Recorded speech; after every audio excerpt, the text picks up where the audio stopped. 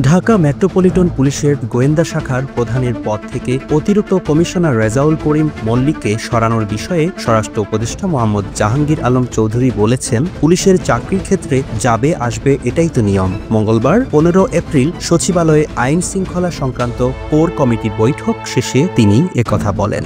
Model মেঘনা আলমকে আটক করার কারণে ডিবি প্রধানকে সরানো হয়েছে কিনা সাংবাদিকদের এমন প্রশ্নের জবাবে তিনি আরও বলেন, এসব কোনো ঘটনাকে কেন্দ্র করে ডিবি প্রধানকে সরানো হয়নি। এটা একটি নরমাল প্রসেস। উনি হয়তো অসুস্থ আছেন বা অন্য কোনো কারণে। গত 13 এপ্রিল ডিএমপি কমিশনারের দপ্তর থেকে জারি করা এক আদেশে ডিবি প্রধানের পদ থেকে সরিয়ে ডিএমপি সদর দপ্তরে সংযুক্ত করা হয়েছে রেজাউল করিম মল্লিককে। গত বছরের 1 সেপ্টেম্বর ডিবি প্রধান হিসাবে দায়িত্ব নেওয়ার আগে তিনি পুলিশের অপরাধ তদন্ত বিভাগ সিআইডি সহ বিভিন্ন গুরুত্বপূর্ণ ইউনিটে দায়িত্ব পালন করেছেন।